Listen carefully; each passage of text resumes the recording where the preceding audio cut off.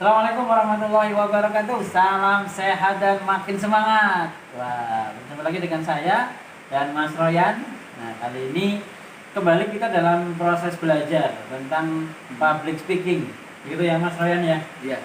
Dan ini hari ke berapa Mas? Kelima. Nggak tahu loh. Kelima ya? Ini hari kelima ya? Hari lima ya. Kelima. Hari ini hari kelima belajar tentang public speaking, teman-teman. Dan terus semangat ya, tetap semangat. Masih bersama kita tim training ya dan Lembaga Puspita Delia di channel YouTube Beta Terapi. Itu ya Mas Ryan. Iya. Kali ini kita mulai nih menambah yang video kemarin. Kemarin kan sudah praktek nih Mas Ryan. Ada 2 video ya Pak. Ada 2 video. Iya. Nah sekarang Mas Ryan juga akan praktek. Tapi sebelumnya saya akan simulasikan dulu dalam pikiran Mas Ryan nih. Ini menggunakan teknik modeling Mas namanya. Ini modeling, ini teknik modelingnya anak-anak nih. Sebetulnya anak-anak itu pemodel yang luar biasa teman-teman. Jadi jangan dikira seorang anak kecil itu tidak bisa kita contoh. Justru kita bisa belajar banyak dari anak kecil, terutama untuk pemodelan. Pernah lihat anak kecil yang melihat film, setelah itu dia beraksi seperti film itu? Oh iya, ada. Itu ya, ada lihat. Nah, dia sebetulnya sedang memodel langsung nih, secara visual ya, secara kasat mata dia langsung melihat videonya, filmnya, terus direkam di pikiran dia, terus langsung dieksekusi.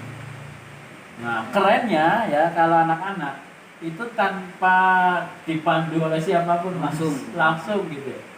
Makanya saya kadang-kadang ketika ada seorang anak yang kecanduan game, itu saya, wah ini luar biasa nih softwarenya. Artinya dia bisa sampai melihat game, bermain game sampai mempengaruhi aspek fisiknya dia. Terutama di bawah umur ya. Betul. Dan artinya anak-anak yang seperti itu punya kemampuan proses kerja pikiran yang luar biasa, Mas. Tinggal bagaimana cara mengalihkan dari kecanduan game menjadi kecanduan belajar. Nah, saat seorang anak kecanduan belajar, jangan dikira dia akan belajar terus. Nggak usah disuruh, dia belajar terus. Gitu. Oke, kita kembali ke topik kita tentang public speaking, Mas Ryan. Ya. Nah, Mas Ryan kan ingin nih lebih lancar lagi. Tadi sudah kita buat list ya, bahwa yang Mas Ryan inginkan. Coba sebutkan Mas, apa yang Mas Ryan harapkan setelah nanti Mas Ryan, artinya gini, setelah nanti Mas Ryan di panggung ya, pada saat di panggung itu akan seperti apa? Langsung jelaskan ya Pak ya. Ya. Yang pertama yaitu adalah lancar. Jadi kita lancar dalam berbicara, seperti kayak tanpa hambatan. Jadi apa yang dipikirkan itu langsung dilepaskan gitu.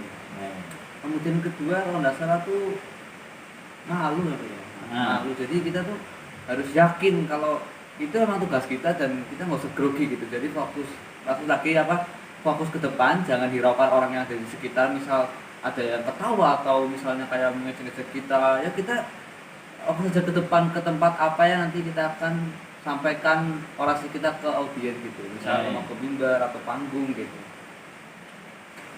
Terus ada apa lagi ya? PD. Nah, jadi PD itu memang aspek utama. Jadi kita dari tadi kita harus percaya diri. Percaya dirinya itu tadi ada lancar, terus ada kayak berani, kayak ya percaya diri aja gitu, kayak nggak ada seolah kayak nggak ada beban, kayak seolah yang kita hadapi itu bukan beban tapi merupakan tantangan yang harus kita jalani gitu Pak. Jadi saat Mas Ryan di panggung, nanti Mas Ryan berharap bisa tampil ya, tergambar, terimajinasi gitu ya. Ya. Itu tampil dengan tadi apa? Mantap. Terus kayak berani gitu ya. Terus apa lagi? Kayak seolah pemimpin gitu. Seolah pemimpin. Terus bicaranya lancar. Nah, itu ya, yang berulang kali saya tangkap dari Mas Ryan adalah berharap bicaranya lancar. Gitu sama ya, Mas? jelas gitu. Satu lagi Mas, kemarin yang Mas Ryan bahas itu kadang deg-degan. Oh iya, deg-degan sampai lupa. Nah, sampai udah lupa deg-degannya soalnya. Jadi saking sering dicuci ya, rasa deg-degannya, akhirnya deg-degannya hilang. Tadi udah dibuang-buang nih deg-degannya nih. Udah dibuang-buang kan, tadinya hilang gitu. Oh enggak ada gitu loh. Nah, deg-degan itu apa yang diharapkan Mas supaya Mas Ryan di depan saat tampil di panggung ya, itu apa yang diinginkan? Yang dengan saya itu ya kayak tenang, relax Tenang, gitu. relax. Heeh. Nanti teman-teman kita bisa kembali apa ya, buat satu rangkuman ya, bahwa Mas Ryan punya outcome nih, punya harapan ketika di panggung itu Mas Ryan pertama berani Iya. ya, terus pede, terus tadi tenang, Tenang, jelas bicaranya, jelas sama percaya diri mas. pede, lancar ya. Enam. Apa lagi nih? Udah enam tadi. Udah 6 Udah ya. 6 tadi. Oke. Baik, sudah 6 yang Mas Ryan harapkan. Sekarang Mas Ryan, saya minta Mas Ryan untuk memasukkan dalam pikiran seolah Mas Ryan melihat diri Mas Ryan yang ada di layar sana ya. Seolah Mas Ryan di layar sana sedang public speaking dan Mas Ryan terlihat seperti tadi. Siap? Sudah kayak lancar. Oke. Tutup mata aja boleh, buka mata juga boleh. Seolah Mas Ryan melihat layar, di depan ada Mas Ryan yang sedang public speaking dan sangat terlihat jelas. Di sana Mas Ryan ngomong dengan lancar, pede, mantap, tenang, berani. Terus apa tadi? Bicaranya jelas gitu ya. Terus tenang gitu ya. Terus apa lagi tadi ya? Apa tadi Mas? Berani, Berani sudah. tidak malu-malu. Artinya apa? Nggak malu-malu itu Tidak apa? salting. Tidak salting artinya fokus pada tujuan. gitu. Nah, ini kita lagi ngoprek-ngoprek tadi pikiran-pikiran negatif ya, struktur-struktur awal yang meracuni selama ini di belakang sana. Iya. Kita lagi dioprek biar nanti muncul outcome baru. Sehingga yang tergambar dalam pikiran Mas Ryan adalah situasi baru yang diharapkan, seperti tadi berani, ya, pede, bicaranya jelas dan lancar, fokus pada yang menjadi tugas, ya. Apalagi tadi tenang, kan gitu, percaya diri, gitu Mas. Sekarang Mas Ryan bayangin, silakan, tutup mata boleh, buka mata boleh, buka mata aja boleh. Silakan, saya beri waktu 5 menit cukup ya. Ini durasinya nggak lama-lama. Nggak apa-apa, biar aja, biar pemirsa juga benar melihat seperti apa Mas Ryan mengubah dirinya dengan mengubah struktur yang ada di pikiran bawah sadar Mas Ryan. Dan secukupnya lah, silakan. Imajinasikan.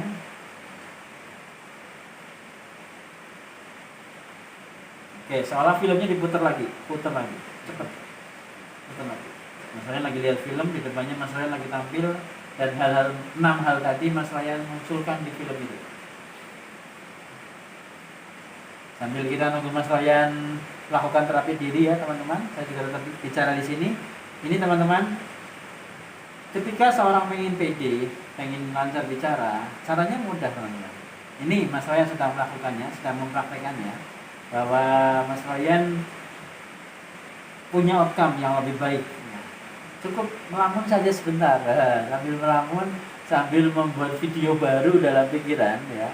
Supaya apa? Supaya apa yang diharapkan Mas Ryan ini ada dalam pikiran Mas Ryan.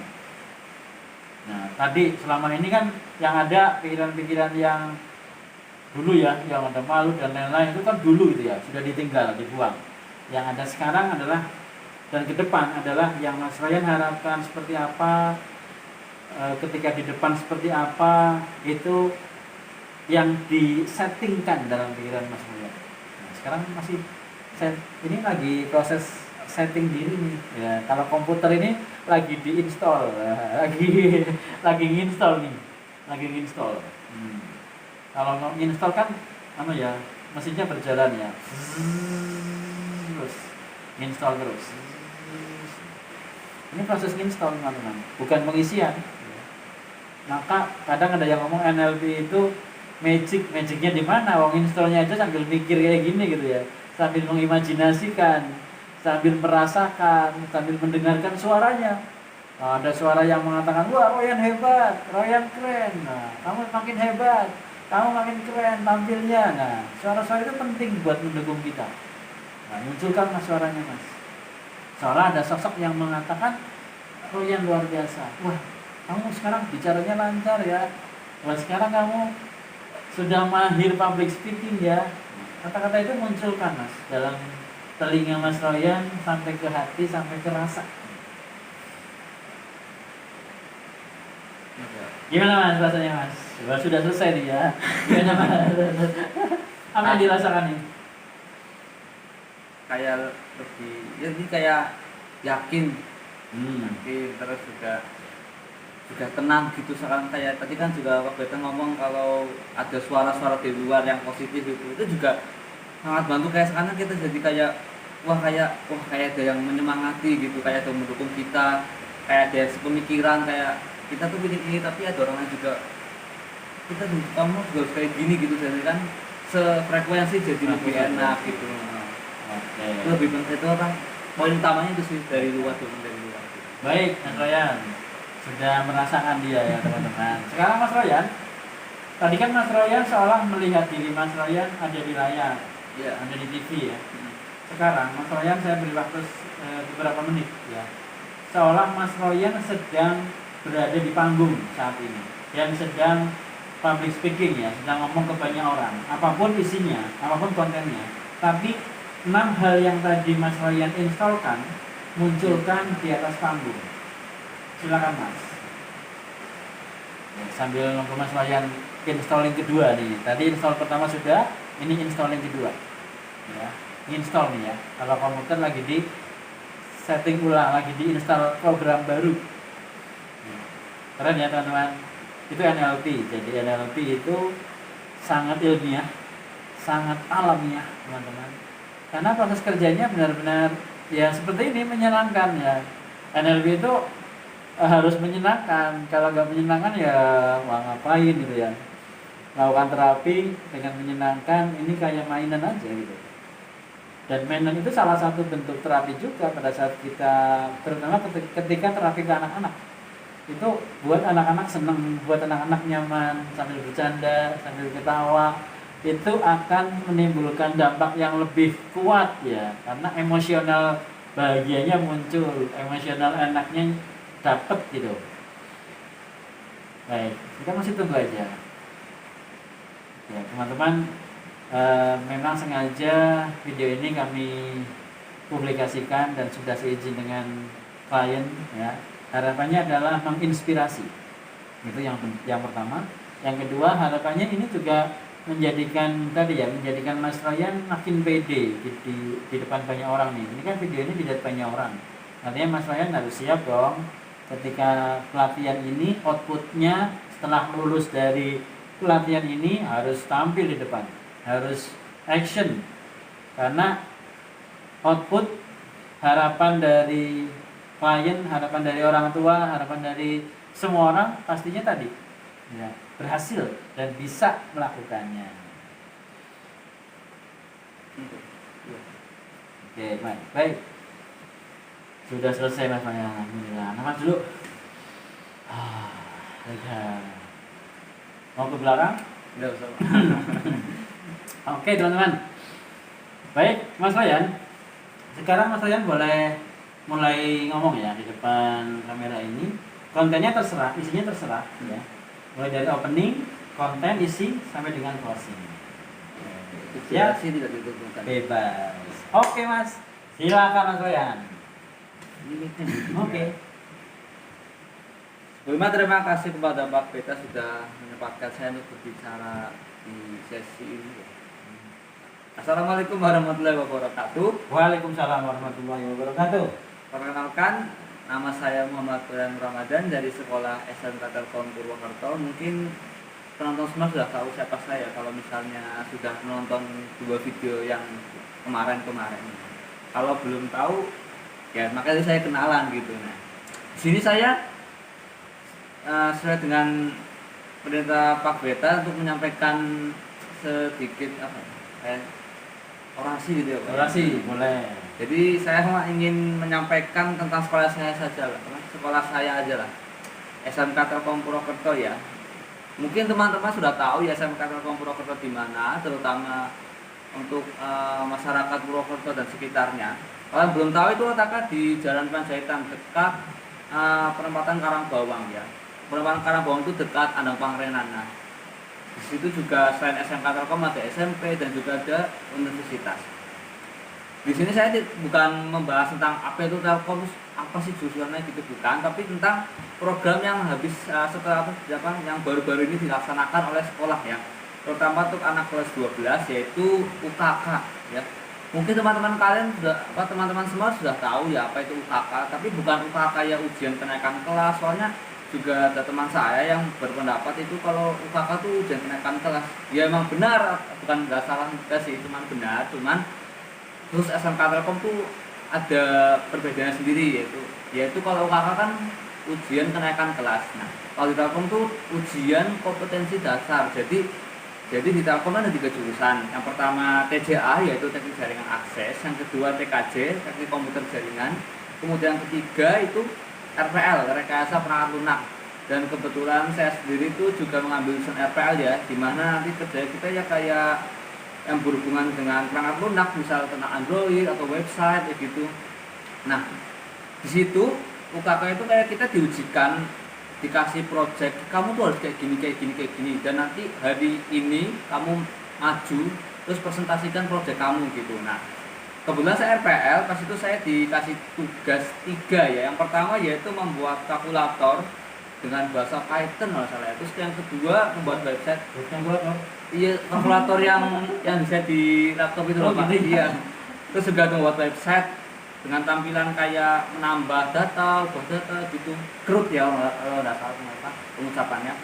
Terus yang ketiga tuh membuat aplikasi desktop, membuat kayak CRUD juga. Jadi kayak kita ya kayak di desktop ada software gitu lah, nanti kita buat kayak gitu juga, kayak kasir. Nah, di situ saya yang pertama cukup kaget ya, kayak wah kayak tugasnya lumayan berat ya gitu. Tapi gimana lagi, namanya juga itu sudah kewajiban kita sekolah di situ ya kan, kita harus juga jurusan kita sendiri ya, mau gimana lagi harus dikerjakan gitu ya, dengan bantuan referensi Google atau mungkin tanya teman gitu juga sangat berpengaruh gitu. Nah, itu saya gitu. Terus ini cerita pengalaman aja ya, terus akhirnya ya berapa seminggu, itu lebih dari seminggu lah, sekitar seminggu lebih. Nah, kemudian hari Jumatnya, nah itu langsung diujikan. Dan kebetulan kalau RPL itu langsung diujikan, kalau beda sama yang jurusan lain. Mungkin jurusan lain nggak kayak gini ya, mungkin langsung kerja di tempat, langsung kamu begini gitu. Nah, tapi kalau RPL itu udah dipersiapkan dari dulu. Namanya juga perangkat lunak ya kan, juga bisa di rumah, bisa di sekolah ngerjainnya. Nah,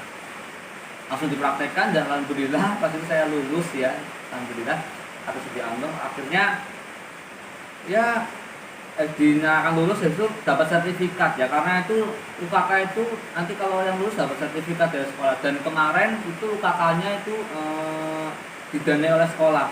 Jadi kalau mau ikut ya diwajibkan ikut sih, karena memang udah dari dana sekolah, masa nggak ikut ya kan, ini rugi gitu. Daripada ikut sendiri mahal gitu kan, itu dapat sertifikat lah buat kuliah nanti.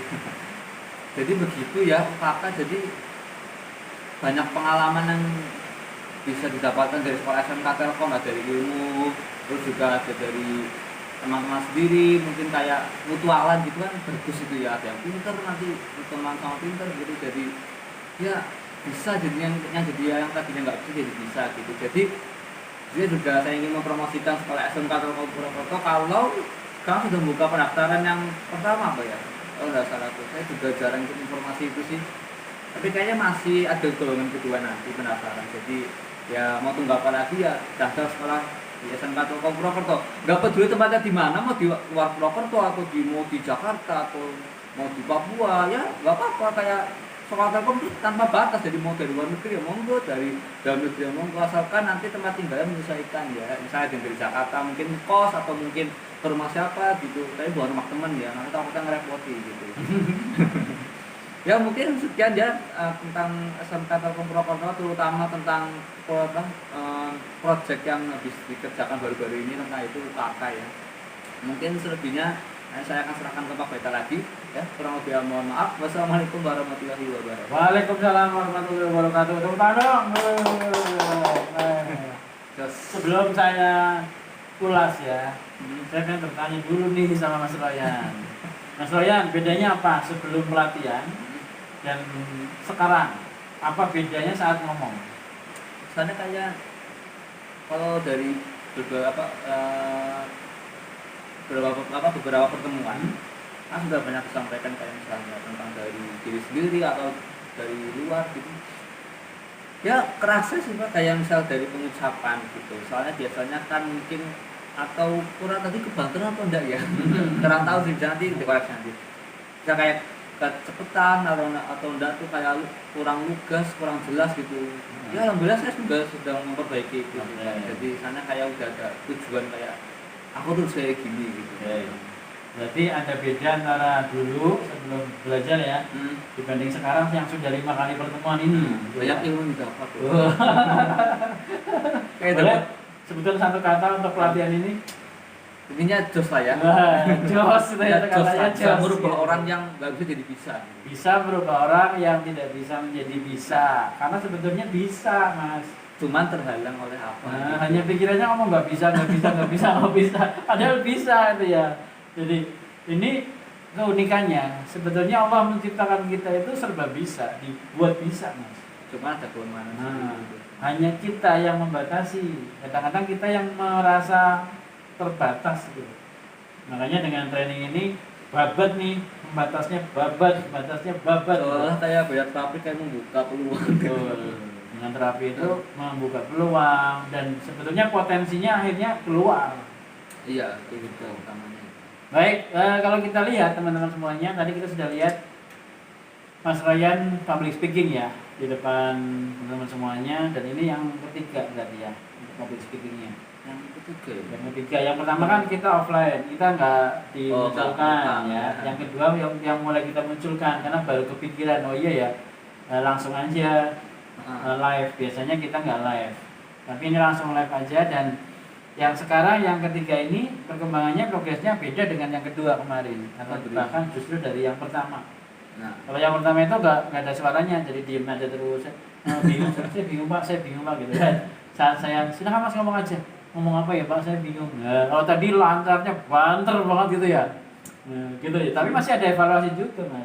Oh iya, itu juga harus ada evaluasi. Tadi udah lancar, teman-teman. Sudah pede. Deg-degan enggak? Sedikit cuma. Tapi agak susah enggak sih? Udah suara adzan, kita sebentar ya. Oh iya.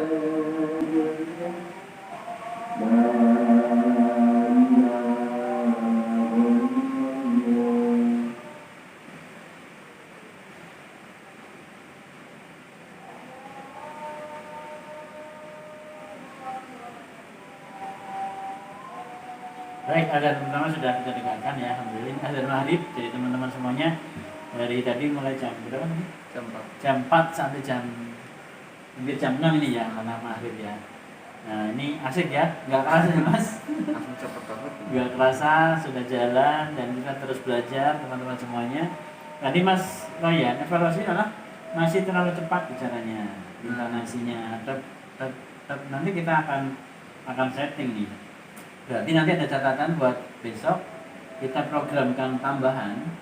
Program tambahnya dari yang 6 tadi berarti bicaranya tenang ya, konsisten dengan durasi yang teratur. Durasinya teratur dan terlalu santai juga enggak, terlalu cepat juga enggak ya.